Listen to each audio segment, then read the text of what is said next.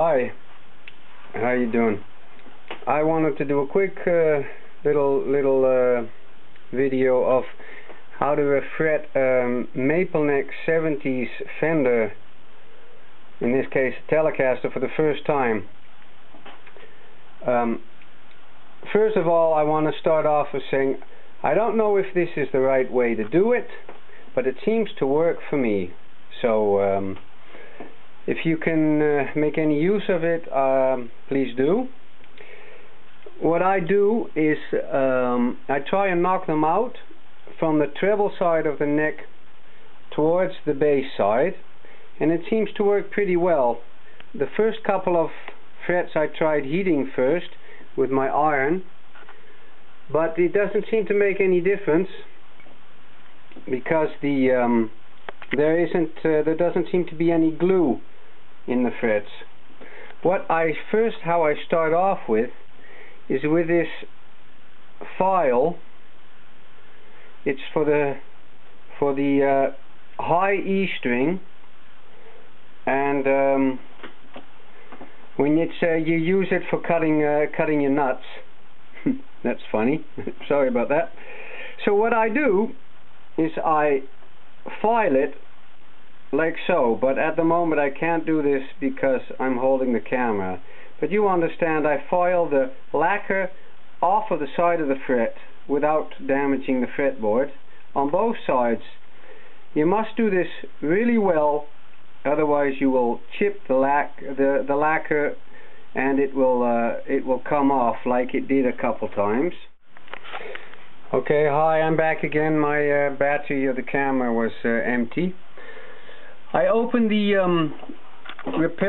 guitar player repair guide from Dan Erlewine, and he says here clearly the operator, I don't know if you can read that, the operator installed the frets from the bass side by working an under the table foot lever which pulled down on a cable. So, and that's this picture.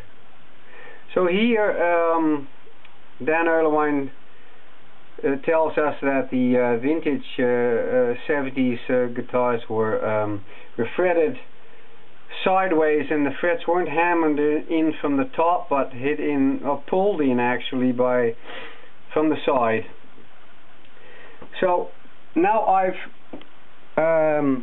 took the time to file away all the poly lacquer on the sides of the frets. I don't know if you can see that. Now I can expect, while I was filing, I had a thought. If you want a wider fret on the guitar, you might be it might be wise to use a wider nut file, maybe for the D string or something like that, so that you take away some of the lacquer that's also on the neck, so that you're clearing the sides of the slot for a wider fret. So I'm putting a vintage fret in, so I'm trying to hold the file up as tight as possible against the fret and quite straight, so that I don't damage the lacquer on the fretboard. You can see here I made an indentation. I use a hammer, and I use this pen for scratching on metal when you're working with metal. It has a hard point, and it's quite easy to make an indentation on it. As you see, I don't put the indentation, I don't knock it from the side here, but I put an indentation a little bit further down the fret, because what I found on the first few frets is that if I do it here at the end of the fret, it'll split the fret, and then the fret widens and gets open, gets a gap in between, and then that damages the fretboard while I'm pushing it out. So as you see, this is quite a clean fret removal so far. Now I'm going to put the camera down and show you how I do this, and I hope you can see it. Okay, Here we go.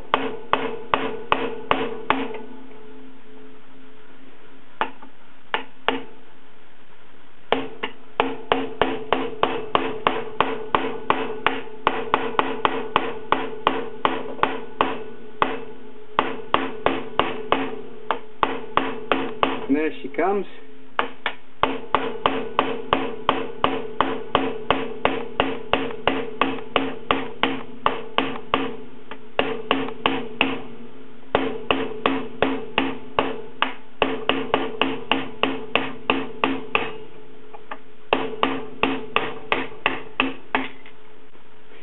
Okay, I'll try again, see if this can get it any better on film.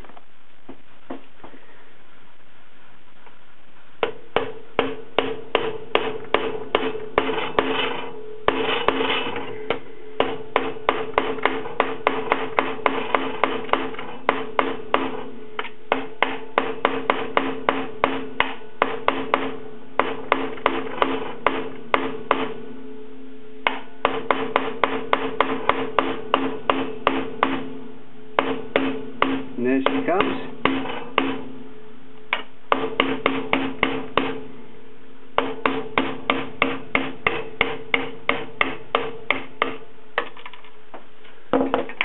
So, now you can see it's quite clean, and there's not much lacquer. Actually, there's none damaged. The fret does kind of warp upwards from banging on it. You see this?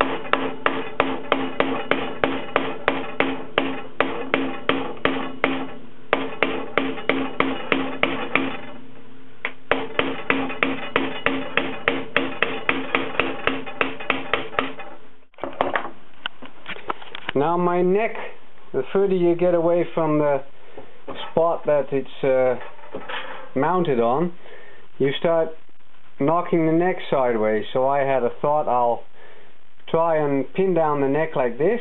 What actually also happens is I back bow the neck a bit, which I kind of hope it's going to open the slots a little bit more while I knock them out. My only concern is that I don't knock the decal off here under this piece of wood while I'm banging. Okay, I sanded the neck after taking out the frets. I sanded the board with a 7.25 radius sanding block, and I the neck, all the lacquer all of a sudden, of course, got completely scratched, and I was scared that I had sanded all the lacquer off the neck, because it looked like it was bare wood. Now, after polishing first with some steel wool, I have here 000, and then I went to a P1200 sanding paper, and I finished it off with this wet or dry triamite. I believe you can get this at a car repair store. And after polishing it for quite some time, I must say it has its shine back. So luckily I didn't take all the lacquer off. When I was taking off the humps of lacquer that had built up on the sides of the frets, because you have to do this, otherwise you won't be able to get the frets in nicely. So that scared me, but luckily it turned out fine. So this is what the neck looks like after I polished it, and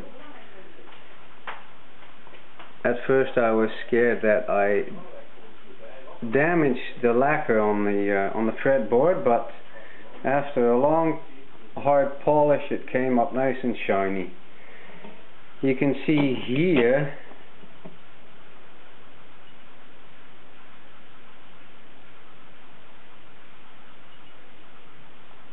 that the frets came out pretty well, and